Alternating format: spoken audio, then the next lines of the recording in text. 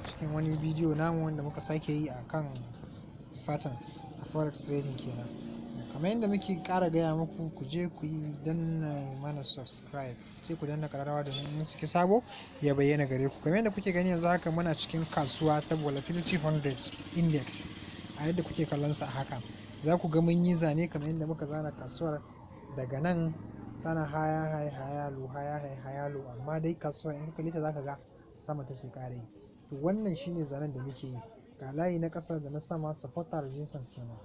Inda support and resistance ne da muka zana musu wayan nan, to a cikin su kasuwar take range. To yanda kasuwar take haya low din nan, idan ka zo ka zana shi, ka zana support ɗinka na sama, ka zana resistance ɗinka na ƙasa, sai ka biyo me, sai karka sai kasuwa sai ya je peak na sama. Za ku kula, za ku ga mun siya amma ya je peak. Abin da yasa muka yi selling a wurin nan, ya je sama duk da bai gama zuwa ba, amma muna da kuɗin da zai iya ɗaukan wannan adadin kasuwar. Duk da yanzu haka in ka za ku kalla, za ku ga muna cikin loss ne, amma definitely dole zai sauka zai da TP ɗin mu set ɗin nan, saboda haka kasuwar take. To a saman wannan zanen da yake wannan zanen haka, a saman sa shi za ka je ka sa SL ɗin kamar yadda kuke gani. Bari mu sa muku day 1 saboda ku ganin sa. To kamar yadda kuke gani, za ku ga SL ɗin mu nan a sama mun saka. Za ku ga SL ɗin mu nan a sama mun saka, shine wannan na sama kenan SL.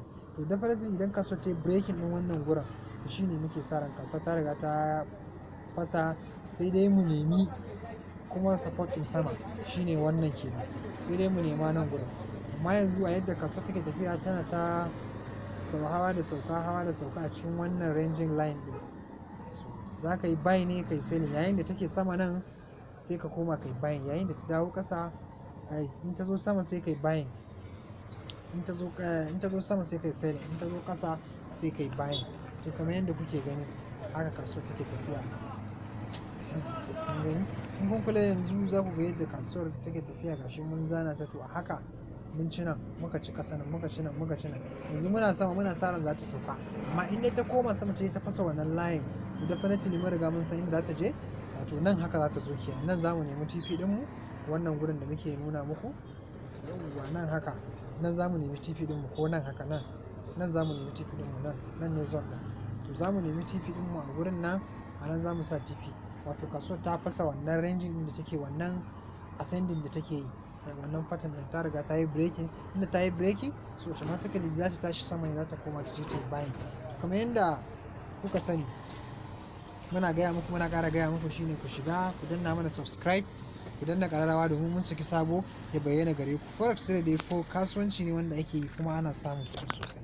So advisably, shawara da zan bamu gaba ɗaya shine, in za mu shiga kasuwa mu yi risk management, saboda ka ga yadda yanayin abin ke kasancewa. Yanzu nan na shiga kasuwa, a yadda na shiga kasuwa ta yi sama saboda bata gama zuwa ainihin support ɗin da ta je ba, dole sai ta ƙara zuwa. To in ka shiga da risk management baka da matsala, amma in ka shiga ba risk, to dole za ka samu matsala, za ta baka loss. So ko da yaushe in kana so ka shiga kasuwa, a yayin da kaga ta zo irin wannan wuraren, za ka iya sa ƙarami sai ka shiga da shi. Idan ka shiga da ƙarami, so in ta yi sama ta je peak ɗin da ka san daga nan ta riga ta gama zuwa zone ɗin da za ta sako, ta je support ɗin da za ta sako, to daga nan sai ka saka babba, sai ka sa SL a samansa, Ina fata mun fahimci yadda zanen pattern ɗin nan, yadda pattern ɗin suke zuwa da kuma yadda suke fita. Duk da haka za mu ci gaba da kawo muku makamantan irin waɗannan bidiyoyi akan abin da ya shafi kasuwancin forex. Yawa sai ku danna mana ƙararrawa, ku danna mana subscribe, ku danna mana ƙararrawa. Bisalam.